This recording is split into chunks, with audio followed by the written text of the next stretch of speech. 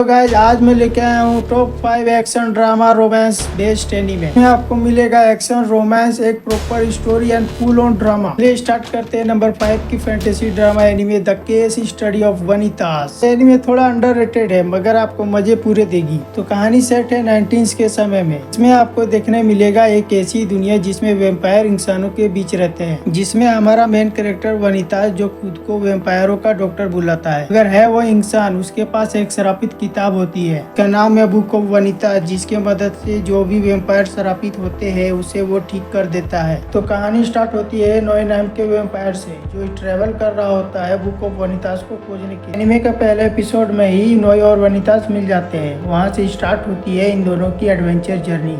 कहानी में काफ़ी ज़्यादा ट्विस्ट एंड टर्न मिस्ट्री के साथ एक प्रॉपर लव स्टोरी दिखाई गई है, जिसमें हमारा मेन कैरेक्टर जीन नाम के वेम्पायर लड़की से प्यार करने लगता है। और बात करें इसके एनिमेशन की, तो एवरी सिंगल एपिसोड के साथ इसका एनिमेशन लेवल और भी हाई हो जाता है। और एनिमे का खास बात यह है कि ये एनिमे ब्लड और वायलेंस दिखाने से पीछे नहीं हटता। इसके वजह से ये एनिमे और भी इंटरेस्टिंग हो जाती है। अगर आपको इस तरह का एनिमे देखना पसंद है तो 24 एपिसोड के साथ the case study of Vanitas you must watch. अब आते हैं नंबर 4 की एनिमे सीरीज पर, जिसका नाम है हेल ऑफ पैराडाइज। जिन जिन लोगों को डार्क फैंटेसी एनिमे देखना पसंद है, जिसमें brutality, blood, violence and action कूट कूट के भरा हो, तो भाई ये एनिमे मिस मत करना। ये एनिमे एक ऐसा शिनोबी के बारे में है जिसने अपने बचपन में ही असैसिनेशन बनने की ट्रेनिंग लेके वो खुद को सुपर ह्यूमन बना चुका है, जिसका नाम है गाबीमारू द होलो। एनिमे का पहला एपिसोड ही स्टार्ट होता है बाय हिज एजुकेशन, लेकिन उसे मारने की हर कोशिश नाकाम होती है। उसे जिंदा जलाने से लेके उसके सर को काटने तक। अगर वो नहीं मरता है, इसका सिर्फ एक ही रीजन है, जो है लव। वो अपने वाइफ से करता है। इसका सिर्फ एक ही ख्वाहिश है कि वो अपने वाइफ के साथ एक शांति भरा जिंदगी जीना चाहता है। इसके कारण उसे हेल पैराडाइज, जो कि एक खतरनाक आइलैंड है, वहाँ पर से इमॉर्टिलिटी लीजियर ऑफ लाइफ लाने के लिए उसके साथ बहुत सारे मुजरिमों को उसके साथ भेजा जाता है। लेकिन इतना भी आसान नहीं है, क्योंकि हेल पैराडाइज हेवन जैसा खूबसूरत तो है, मगर से जैसे अंदर जाओगे वो खूबसूरती उतना ही भयानक रूप ले लेगी। तो ये एनिमे 18+ कैटेगरी का है। तो अगर आप ये एनिमे देखना चाहते हो तो मैं प्रेफर करूंगा कि ये एनिमे आप अकेले ही देखना।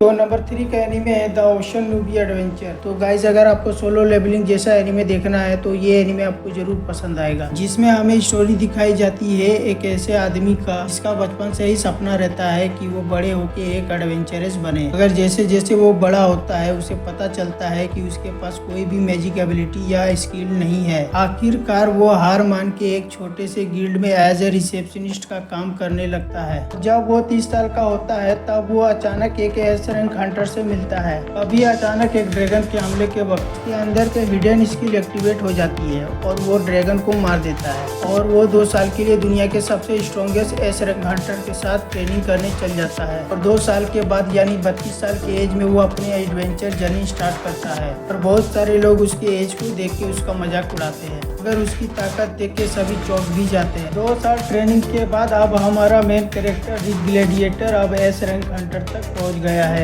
तो गाइस स्टोरी बहुत सिंपल है, मगर एनिमे आपको पूरे मजे देगी। इसका सिर्फ एक ही सीजन है, टोटल 12 एपिसोड के साथ द ओशन नूबी एडवेंचरस। तो गाइस मिस मत करना, मुझे पता है आप लोग देख लोगे, तो गो एंड वॉच।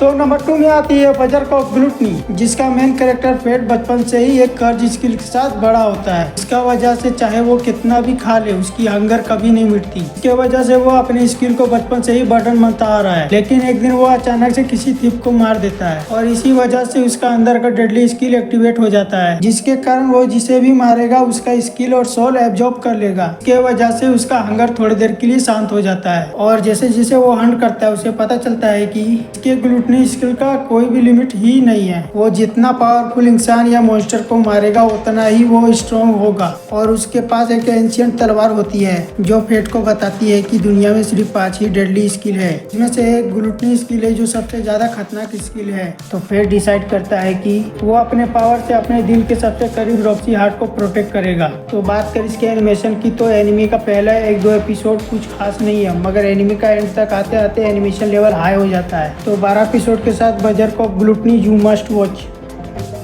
तो फाइनली नंबर 1 की anime darling in the Franxx. ये एनिमे साइंस फिक्शन एक्शन रोमांस वाली टाइप की है। इस एनिमे का खास बात यह है कि जितना बढ़िया इसका स्टोरी लाइन है उतना ही बढ़िया इसका कैरेक्टराइजेशन भी है। तुम लिटरली एनिमे देखते देखते इस एनिमे से कनेक्ट हो जाओगे। स्टोरी में इतना ज्यादा इमोशन है कि तुम लिटरली शॉक में पड़ जाओगे कि भाई ये एनिमे सीरीज है या एक मूवी। और सोने पे सुहागा ये है कि ये एनिमे 18+ है, इसे और भी खास बना देता है। ये देख के आपको और मजा आने वाला है। तो बात करते हैं स्टोरी की। तो ये एनिमे हमें ले जाएगी फ्यूचरिस्टिक दुनिया में, जहां आधी से ज्यादा सिविलाइजेशन मर गए हैं और बाकी जितने भी बचे हुए हैं वो सब लगभग बूढ़े हो गए हैं। जमीन बंजर हो गई है और जमीन के अंदर से मॉन्स्टर हमला करने आते हैं। तो कहानी है एक लड़के की जो बहुत वीक होता है, जहाँ बाकी सब लोग मेल और फीमेल की जोड़ी बना के फ्रेंड्स को अच्छे से कंट्रोल करते हैं। वहीं इस स्टोरी का मेन कैरेक्टर इन फ्रेंड्स को अच्छे से कंट्रोल नहीं कर पाता। लेकिन एक दिन वो मिलता है एक सुपर ह्यूमन लड़की से जिसका नाम 02 होता है। वो उसके साथ पेयर अप करके एक पावरफुल फ्रेंड्स को कंट्रोल कर लेता है।